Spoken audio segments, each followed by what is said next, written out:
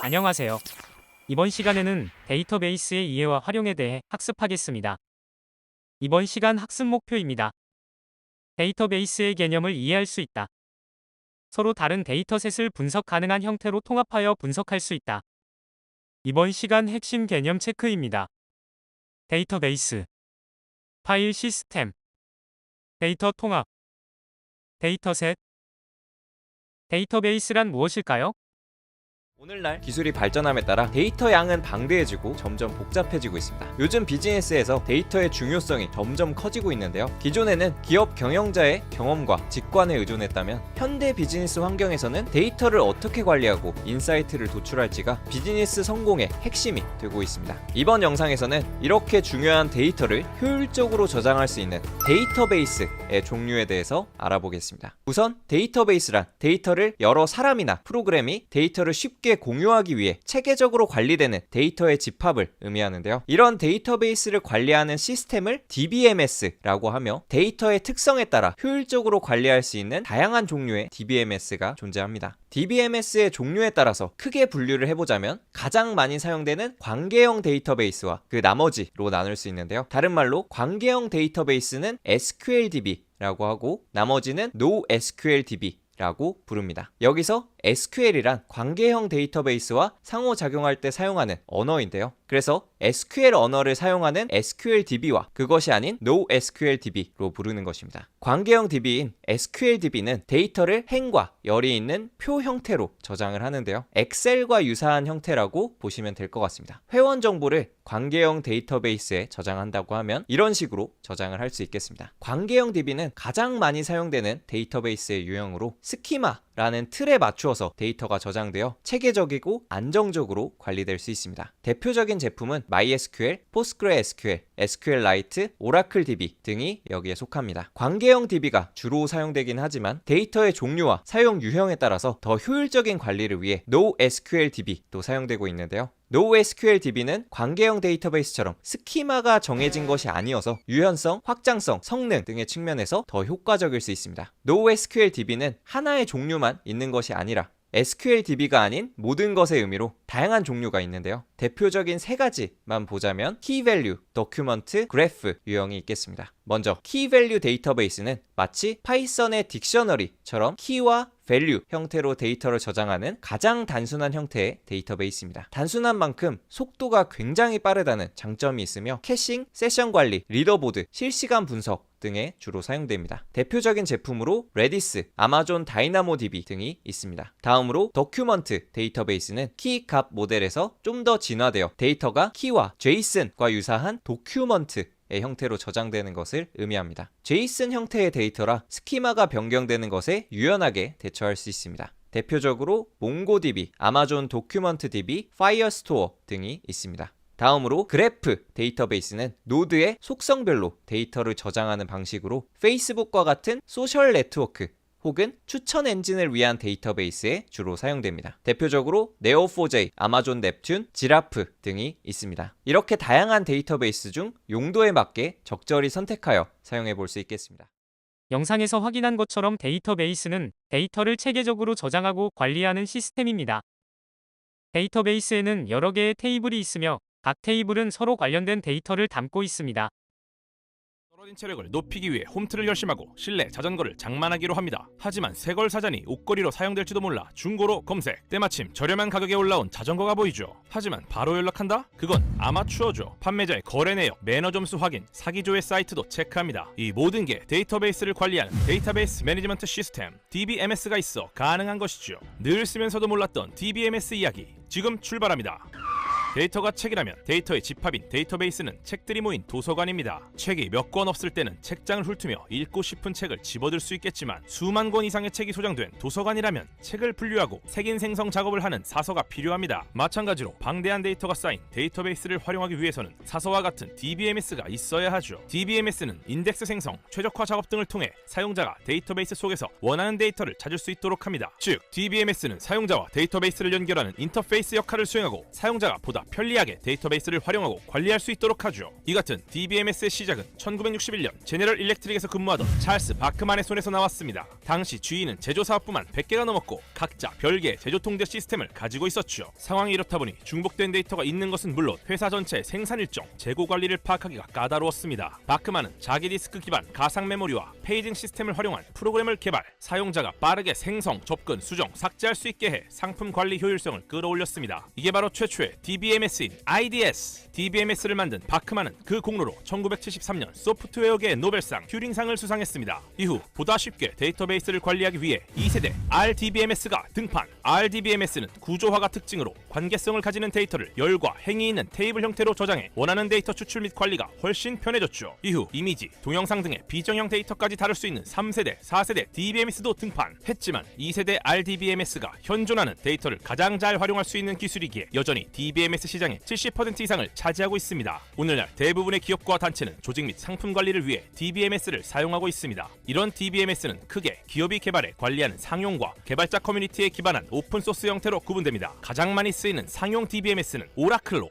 기술력과 안정성 및 대량의 데이터 처리가 뛰어나다는 특징이 있습니다. 때문에 보안과 신속한 데이터 처리가 생명인 금융업계에서 선호하죠. 상용 DBMS는 제품 관리가 명확하고 신뢰할 수 있는 성능을 보인다는 점이 장점이지만 그만큼 비용이 많이 들고 프로그램 제조 기업에서 제공하는 기능 외에는 활용성 및 유연성이 떨어진다는 단점이 있습니다. 여기서 벗어나기 위해 오픈소스 DBMS 등판. 오픈소스는 개발자 커뮤니티를 통해 사람들이 자발적으로 소프트웨어를 업데이트하고 또 관련 코드가 공개되어 있다 보니 더 빠르게 개선 및 버그 수정이 가능하죠. 예를 들어 제가 라면을 끓이다, 이거 너무 맛있는데? 혼자만 알고 있기 아깝다 는 생각이 들어 라면 커뮤니티에 레시피를 공개합니다. 이 레시피를 본 라면 고수들이 저마다의 아이디어를 덧붙이게 되고 마침내 많은 사람이 인정할 만한 맛있는 라면 레시피가 탄생하게 되는 것. 그리고 세월이 지나 새로운 요리 도구가 개발되고 이 도구를 활용한 또 다른 레시피가 여러 개 탄생하는 것. 이것이 바로 오픈소스 소프트웨어에서 일어나는 과정입니다. 이와 같은 과정을 통해 탄생한 오픈소스 DBMS는 비용 절감과 개발 편의성 외에도 대량의 데이터를 처리할 수 있고 필요에 따라 아키텍처를 편리하게 설치 및 구축해 부하를 분산할 수도 있고 서비스와 기술 지원이 가능한 플랫폼 역할도 활용할 수 있어 확장성이 뛰어나죠. 또한 특정 업체 솔루션에 얽매이지 않아도 된다는 것도 장점으로 꼽힙니다. 하지만 오픈소스는 커뮤니티 기반 기술이다 보니 해당 오픈소스의 서비스가 끊길 수도 있고 여러 개발자를 거쳐 발달한 만큼 체계화된 문서가 없다는 단점이 있죠. 오픈소스 라면 레시피에 자연산 송이버섯을 곁들여 먹어야 한다고 되어 있는데 이를 구할 수 없을 때 도대체 이게 어떤 맛을 내기 위함인지, 대체 관련 식재료는 무엇인지 설명이 적혀있지 않아 요리를 망쳐버리는 것과 같죠. 그렇지만 이런 단점 또한 커뮤니티와 기업 개발자의 기술적 보완이 빠르게 이루어져 극복이 가능해 점점 더 많은 곳에서 오픈소스 DBMS를 찾고 있습니다. 오픈소스 DBMS 중 성장 곡선을 가장 빠르게 그리는 프로그램은 포스트그레스QL입니다. 포스트그레스QL은 30년 넘게 축적된 기술력과 높은 신뢰도, 4만 명 이상의 커뮤니티 회원이 기술 개발 및 보완 작업에 참여하고 있죠. 이 같은 기술력에 세계 최대 SNS 중 하나인 트위터는 2011년부터 포스트그레스QL을 사용, 글로벌 미트볼 맛집 가구 기업 이케아도 2020년에 포스트그레스QL을 데이터베이스 관리 프로그램으로 활용하기 시작했습니다. 그래도 여전히 생소하게 들리는 오픈소스 DBMS를 우리는 이미 일상에서 만나고 있습니다. 바로 건강보험심사평가원입니다. 의료 기록은 정확하고 안전한 치료를 위해 환자와 의료진 모두에게 중요한 데이터입니다. 모든 국민이 이용하는 만큼 어마어마한 양의 데이터가 쌓여 있어 이를 관리한 DBMS가 필수죠. 그래서 건강보험심사평가원은 오픈소스 DBMS를 활용해 120TB가 넘는 데이터 부하 분산 및 인프라 구축 비용을 절감해 운영하고 있죠. 공공기관 외에도 SSG닷컴은 이벤트에 오픈소스 DBMS를 도입, 선착순 1000명에게만 반값 할인 이벤트가 10시에 열린다면 9시 55분부터 사용자가 몰려 서버의 부하가 높아지겠죠. 10시가 다가올수록 인터넷 창이 느려져 애간장 태웠던 경험을 한 번쯤은 해보셨을 텐데요. 이때 오픈소스 DBMS가 등판. 이벤트 오픈 전후로 데이터 실시간 동기화와 클라우드의 DB 노드 확장으로 서버 부하 방지, 버퍼링 등을 낮춰 원활한 이벤트 운영을 도와주죠. 여기에 사용되는 오픈소스 DBMS가 바로 인젠트, 엑스퍼DB, 포스트그레스QL을 코어 DBMS로 활용. 기업과 공공기관이 포스트그레스QL을 사용하고자 할 때 가장 많이 사용하는 오픈소스 DBMS 플랫폼으로 데이터 암호화, 백업, 복구, 모니터링 등의 프로그램 관리 툴을 함께 제공해 오픈소스 DBMS의 단점까지 보완할 수 있어 많은 기관의 선택을 받고 있죠. 최근 클라우드 기술이 발달함에 따라 다양한 플랫폼과 인터페이스 지원 등 상호 운용성이 뛰어난 오픈소스 DBMS는 더욱 활용 범위를 넓혀가고 있습니다. 금융업계 또한 오라클에서 인젠트, 엑스퍼DB로 마이그레이션 되는 추세이기도 하죠. 이렇게 오픈소스 오픈소스 DBMS 점유율이 상용 DBMS를 추월하며 대세가 되어가고 있죠. 월드와이드 웹을 만든 과학자 팀 버너스리는 이렇게 말했습니다. 데이터는 소중한 것이며 시스템 자체보다 더 오래 지속될 것입니다. 그만큼 데이터를 효과적으로 관리하고 그 속에서 필요한 것을 찾아내 통찰을 얻는 것이 중요하다는 것이죠. 영상을 통해 DBMS의 역사에 대해 알아봤는데요. DBMS는 데이터베이스를 운영하고 관리하는 소프트웨어입니다. 이를 사용하면 사용자가 데이터를 검색, 추가, 수정, 삭제할 수 있게 합니다. 파일 시스템은 데이터를 파일과 폴더로 나눠 정리하는 방식입니다. 각 프로그램이 파일을 따로 관리해서 여러 사람이 동시에 같은 파일을 사용하기 어렵습니다. 반면 데이터베이스는 데이터를 테이블 형태로 정리합니다. 여러 표가 연결되어 있어 정보 관리가 더 쉽고 DBMS 덕분에 여러 사람이 동시에 접근할 수 있습니다. 또한 보안 측면에서도 차이가 납니다. 파일 시스템은 보안이 약하지만 데이터베이스는 사용자 권한 관리와 백업 기능이 있습니다. 데이터셋은 특정 목적에 맞게 정리된 데이터의 집합인데요. 데이터셋은 주로 표 형태로 나타나지만 다양한 형태로도 표현될 수 있습니다. 데이터셋의 질과 다양성은 분석 결과의 신뢰성에 큰 영향을 미치므로 충분하고 다양한 데이터를 확보하는 것이 필수적입니다. 데이터셋의 종류에 대해 알아보겠습니다. 먼저 표 데이터셋인데요. 표 데이터셋은 행과 열로 구성된 데이터 구조로 스프레드시트와 유사한 형태로 데이터를 구성합니다. 이는 데이터 분석과 기계학습 작업에 주로 사용됩니다. 다음은 이미지 데이터셋인데요. 사진이나 그림과 같은 시각적인 데이터로 컴퓨터 비전 분야에서 주로 사용되며 이미지 분류, 객체 감지, 얼굴 인식 등 다양한 작업에 활용됩니다. 유명한 이미지 데이터셋인 엠니스트 데이터셋에 관련된 영상을 보도록 하겠습니다.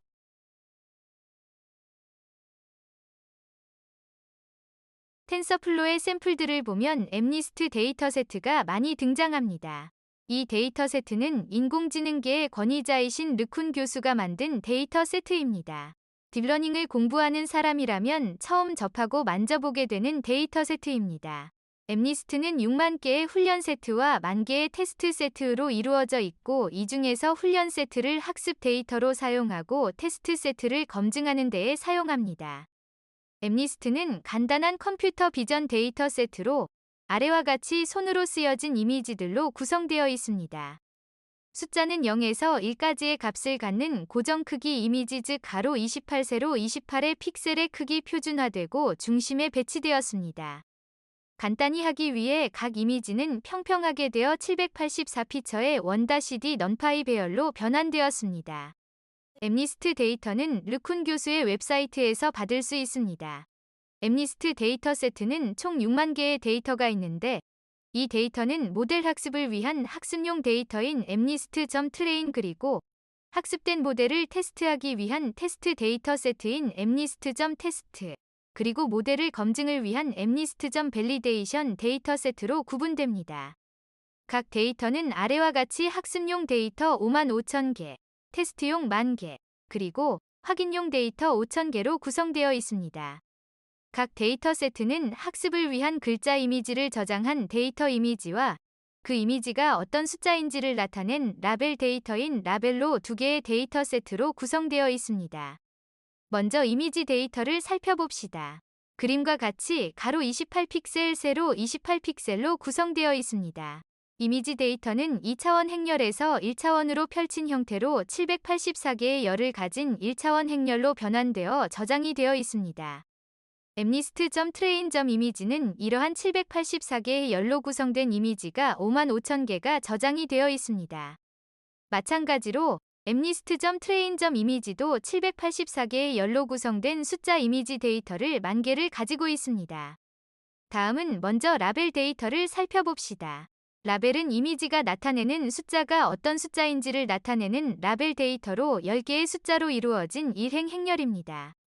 0에서 9까지의 순서로 1 아니면 0으로 표현됩니다. 예를 들어 만약 1인 경우에는 0, 1, 0, 0, 0, 0, 0, 0, 0, 0, 0, 만약 9인 경우는 0, 0, 0, 0, 0, 0, 0, 0, 0, 1로 표현됩니다. 이미지 데이터에 대한 라벨이기 때문에 당연히 이미지 데이터 수만큼의 라벨을 가지게 됩니다. 훈련 데이터 세트는 이미지가 55,000개였기 때문에 훈련 라벨의 숫자 역시 55,000개가 됩니다. 다음은 텍스트 데이터셋입니다. 문장, 문서, 뉴스 기사 등의 텍스트 데이터로 자연어 처리 분야에서 사용되며 텍스트 분류, 감성 분석, 기계 번역 등에 활용됩니다. 다음은 음성 데이터셋입니다. 음성 데이터셋은 음성이나 오디오 데이터를 포함하는 데이터셋인데요. 음성 인식, 음성 합성, 감정 분석 등 다양한 분야에서 활용되고 있습니다. 시간에 따라 변화하는 데이터를 포함하는 데이터셋인 시계열 데이터셋입니다. 시간 경과에 따른 추세, 계절성, 주기성 등의 특성을 분석하는 데 활용됩니다. 데이터 통합에 대해 알아보겠습니다. 데이터 통합은 여러 정보를 한 곳에 모으고 이를 쉽게 이해하고 사용할 수 있도록 변환하여 저장하는 과정인데요. 예를 들어 어떤 학생이 공부를 잘하는가를 확인하기 위해서는 우선 해당 학급의 학생 명단이 있어야 하고 그 학생들의 과목별 성적이 있어야 합니다. 처음부터 한 번에 각 과목의 성적이 보기 쉽게 하나의 표로 정리되어 있을 수도 있습니다. 그러나 데이터 분석은 처음부터 하나의 표만을 다루는 경우는 거의 없습니다. 그래서 내가 원하는 목표나 기준에 맞게 여러 데이터를 효율적으로 통합할 필요가 있습니다. 데이터 통합의 필요성에 대해 알아보도록 하겠습니다. 데이터 통합의 필요성은 크게 네 가지를 얘기할 수 있는데요. 통합된 뷰 제공, 일관성과 정확성 증가, 중복 제거, 분석 성능 개선이 있습니다. 여러 곳에서 온 데이터를 합치면 전체 상황을 쉽게 이해할 수 있습니다. 데이터를 통합하면 서로 다른 시스템에서 같은 제목의 데이터가 일관되게 정리되어 정확한 정보를 제공합니다. 같은 데이터가 여러 번 있으면 저장 공간이 낭비되고 분석 결과가 잘못될 수 있으므로 중복된 데이터를 찾아서 없애는 것이 중요합니다. 모든 필요한 데이터가 한 곳에 모이면 분석이 더 쉽고 빠르게 진행될 수 있어 성능이 좋아집니다. 데이터 통합의 절차에 대해 알아보겠습니다. 데이터 통합 과정은 여러 단계로 이루어져 있는데요. 먼저 필요한 데이터를 모으고 그 특징을 이해합니다. 다음으로 모은 데이터를 분석하기 쉽게 정리하며 빠진 정보나 잘못된 값을 수정합니다. 각 데이터의 형식을 통일해 같은 형태로 바꿉니다. 이후 변환한 데이터를 하나로 합치고 중복된 정보를 없애며 필요한 관계를 설정합니다.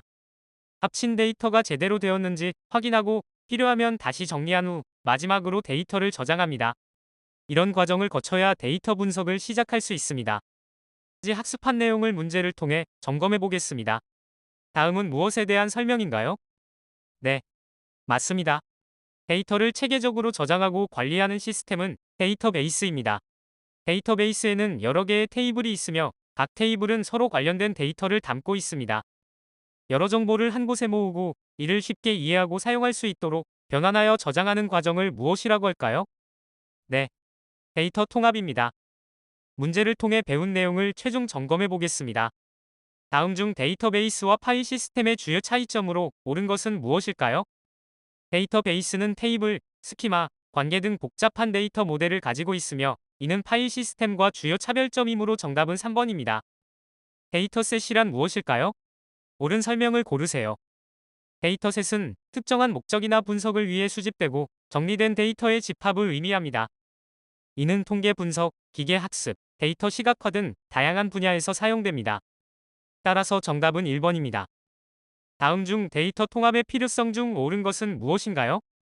데이터 통합은 일관성과 정확성을 증가시켜 서로 다른 시스템에서 같은 제목의 데이터가 다른 정보를 가지는 경우 이를 개선할 수 있기 때문에 정답은 3번입니다. 지금까지 학습한 내용입니다. 데이터베이스의 개념과 특징을 학습하였습니다. 데이터셋이 무엇인지 학습한 후 스프레드시트인 엑셀에 비유하여 학습하였습니다.